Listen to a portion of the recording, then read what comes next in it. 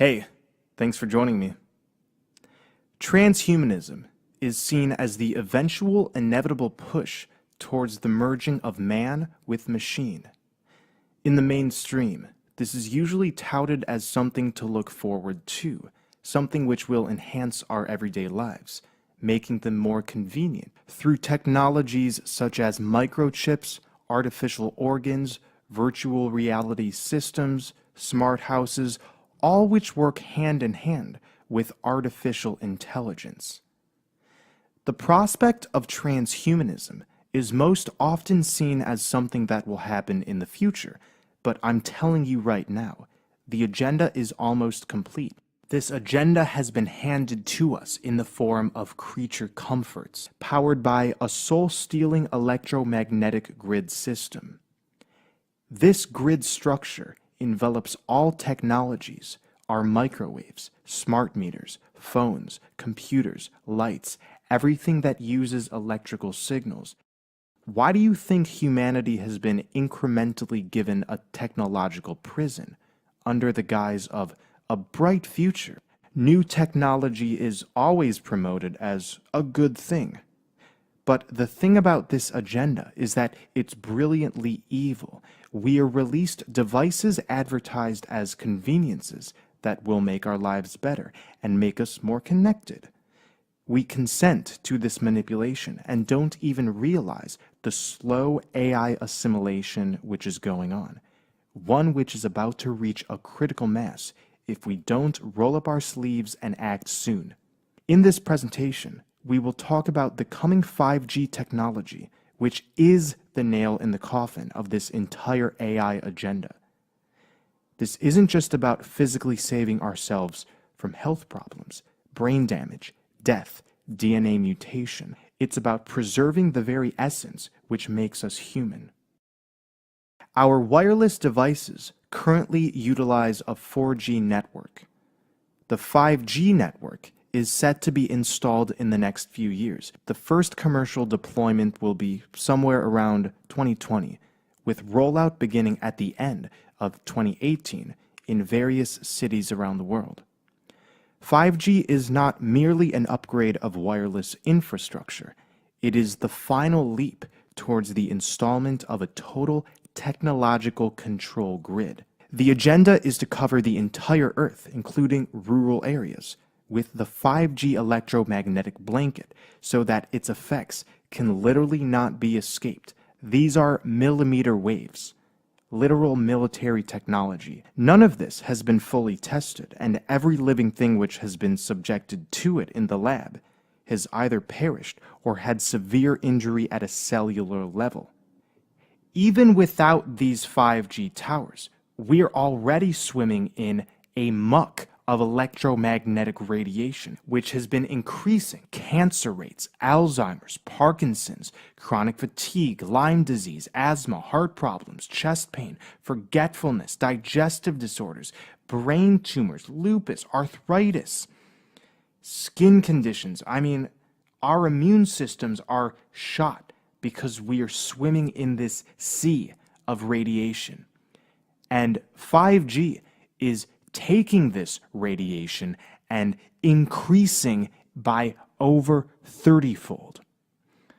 So we're not dealing with just an arbitrary technology which is being released for our convenience. This is a literal weapon being imposed onto the public. The technology that's coming is going to be broadcasting at 60 gigahertz. That is the absorption spectrum of oxygen molecules. There are instances where 60 gigahertz systems have been deployed in the United States, and it is a weaponized system. What happens at the molecular level when you have oxygen molecules being hit with radio frequency emissions at 60 gigahertz, which you think is fine, and you don't understand what this stuff does, and I'm glad you're going to be recusing yourself from all the votes, is it affects the orbital properties of the electrons and the hemoglobin's ability to bind the oxygen molecules. A very short amount of time without air, and it's lights out meatball for all metabolic processes in the human body and all other life forms as we know them. 5G will be able to penetrate everything in its path. All material objects and even water and oxygen molecules all are subject to tampering with because of these frequencies. 5G will be working with microchip technology that has already been stored within our food, our credit cards, televisions. The groundwork has already been laid out in this electromagnetic grid for everything to receive the 5G signals. And the intention is to cover all parts of the world so nothing can escape this death grid. So we really need to buckle down and realize what we're dealing with. 5G is not one system. It's a multitude of AI alien technologies designed to work together. Chemtrails are loaded with nanotechnology, microscopic sentient fibers which bind to our neural system, making us susceptible to psychotronic weaponry and mind control as we become both receivers and transmitters, allowing behavior-modifying signals to be sent and received directly by us from the electromagnetic grid. Chemtrails also contain a multitude of heavy metals, aluminum, barium, and thorium, just to name a few. What happens when these particles rain down year after year on our environment? Our surroundings become coated with an invisible but pervasive skin of positively charged metals, and we become conductive. Yes, the heavy metals get lodged in our bones, tissues, and organs. Thus, we all become receptors for the signals coming from Gwen towers, microwave radiation, and hidden underground technology. These signals are able to not just mutate our DNA, messing with our mitochondria's ability to produce energy, and therefore misaligning our sacred genetic code, but the signals are able to feed off and instill emotions, thought forms within us. At the core, we are light beings, meaning the energy produced from our avatars are divine and organic, not synthetic and artificial like the electrical energy which we've been swimming in. This electromagnetic smog, paired with our body's conductivity and the nanotechnology, all work together to slowly, inch by inch, convert our natural light energy into electrical signals that can be manipulated and fed off of. This is the true mechanism of the energy extraction matrix. Our energy is literally converted at the cellular level, from light to electricity, through use of this technology, through the EMFs, the radiation, which bounce to and from every crevice of our bodies, day in and day out. And 5G is the final touch. The agenda is carried out by unseen forces. Who is an irrelevant question right now. It is a parasitic force using the Earth's vulnerable humans as an energy source. The speed of the 4G network is already fast, really fast. I mean, we can send texts, make calls, and look things up online in 2 seconds with the network that's already installed. So who is asking for 5G? Nobody. This is being rolled out as a means of slavery. Our natural rhythm is something close to the Schumann resonance of the Earth, which is 7.83 hertz. With 5G, we're talking about frequency bands not hundreds, not thousands, not millions, but actually billions times this frequency. To say this is completely unnatural is an understatement. It's completely out of balance and insane. Our technology has already wreaked havoc on our energy fields, but 5G is a leap into such foreign territory. We have to conclude it's only here for our destruction. Again, this electromagnetic smog tampers with our DNA and our ability to reproduce. This is not just about having some headaches or higher rates of cancer. The very building blocks to all existence is being targeted and destroyed inch by inch. The possibilities with the installation of 5G are many. This could be a death switch to kill off the human race, while the non-human entity elite hide in their underground bases to avoid such catastrophe. This could initiate the singularity, the final merging of man with machine, where we become nothing more than androids. This could be a mechanism of keeping everyone's thoughts and actions aligned with that of spiritual degradation in order to slowly assimilate us into an etheric soul-stealing web that prevents an otherwise natural spiritual evolution and keeps the energy extraction matrix alive. We could all get very sick from this technology and be offered a new vaccine in the name of some strange new illness which scientists have discovered. But it would be bullshit. Hell on earth could finally occur as billions of people are affected with voices in their heads projected from these electrical signals. This could kill so much of nature that we're forced to cannibalize each other. I know, this sounds scary, but it's real, and we need to confront this reality right now. Many of us in the spiritual community have experienced the dark night of the soul, or feelings of inadequacy and anxiety. The New Age social engineering doctrines want to tell us that these feelings and experiences have to do solely with our inability to purge our shadow selves, to realize unity consciousness. But knowing the harmful effects of these technologies, knowing that we are so far removed from the natural world, is it no wonder why so many of us feel lost, confused, and out of sync? We are being slowly cooked like frogs in a pot of boiling water. So it's time to snap the fuck out of the perspective that we're broken and must focus on an ascensional process. We're not shifting to 5D, folks. We're going to 5G. We feel like shit because we're surrounded by electrical poison. The natural frequency of this earth is being tampered with, and therefore our connection with it in all ways is being severed artificially. We have a big problem, and instead of remaining in fear of the unknown, it's time to stand up and take this situation by the balls.